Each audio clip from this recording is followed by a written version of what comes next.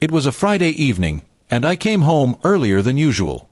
Work had been slow, so I decided to surprise my wife, Emily. I parked a block away, thinking I'd quietly sneak in and make dinner for us. But as I walked up to the front door, I heard something that froze me mid-step, a man's laugh, deep and confident, coming from our living room. My heart pounded as I eased the door open. What I saw sent a wave of white-hot anger rushing through me. Emily was on the couch, leaning into a man I'd never seen before, her hand resting on his thigh. They looked far too comfortable in the home I paid for. I didn't step inside right away. I stood there silently, my grip tightening on the doorframe. She saw me out of the corner of her eye, and her smile faltered for just a moment before she put on this defiant smirk. "Oh, you're home early," she said casually, as if I had interrupted a normal conversation. The man looked at me, unbothered, and actually had the audacity to give a little nod, like I was the guest here. My blood boiled. I didn't say a word yet. I just walked in and set my bag down slowly, my mind racing. Emily crossed her arms. "This is Ryan," she said, her tone dripping with challenge. "He's my friend, more than a friend, actually." Ryan smirked and leaned back on the couch like he owned the place. "You should probably leave," Emily continued, "because we were in the middle of something." My jaw clenched so hard it hurt. She wasn't ashamed. She wasn't even trying to explain. She was throwing it in my face. I realized then that she wanted me to react.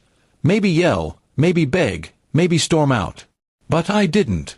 Instead, I forced myself to breathe slowly, masking my fury. "All right," I said in the calmest voice I could manage. "You two carry on. I'll just grab a few things first." Emily raised an eyebrow, probably thinking I was surrendering. I went into our bedroom, my hands shaking, but not from sadness anymore. From anticipation. In the bedroom, I opened the safe where we kept important papers. My name was on every major asset: house, car, joint savings. I quickly pulled out the files and slipped them into my bag. Then I grabbed the spare set of car keys and my laptop. Finally, I took something else, Emily's phone, which she had left charging on the dresser. A few taps later, I airdropped every photo and message she had exchanged with Ryan to my email. Evidence. When I returned to the living room, Emily looked mildly annoyed that I had taken so long. "You done?" she asked. Ryan had his arm lazily draped over her shoulder now. I smiled, a real, unsettling smile this time. "Yep," I said. "I just wanted to make sure I had everything before you two enjoy the evening." And then, without warning, I reached over to the wall and pulled the circuit breaker switch, plunging the entire house into darkness. The sudden pitch black caught them off guard. "What the hell?" Ryan muttered. I walked toward the front door, but before leaving, I said, "By the way, you might want to check the garage." I could hear Emily's footsteps following, confused. When she opened the door to the garage, her eyes went wide. My car was gone. I had moved it earlier to my brother's house, and the other car, the one she mostly used, was blocked in behind a pile of furniture I had shoved there last weekend. No quick getaway for them tonight.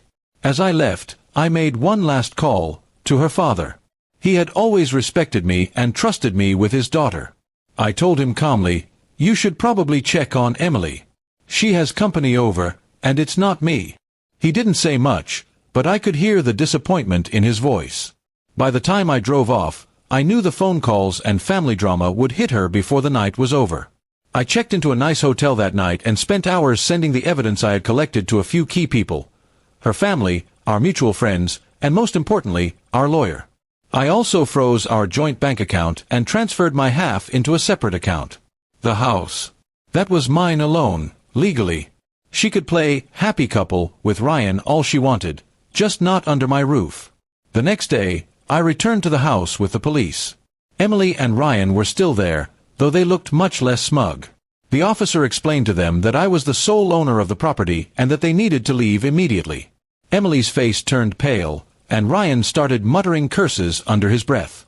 They left with just a few bags, the rest of their things locked inside until Emily could arrange to collect them, on my terms.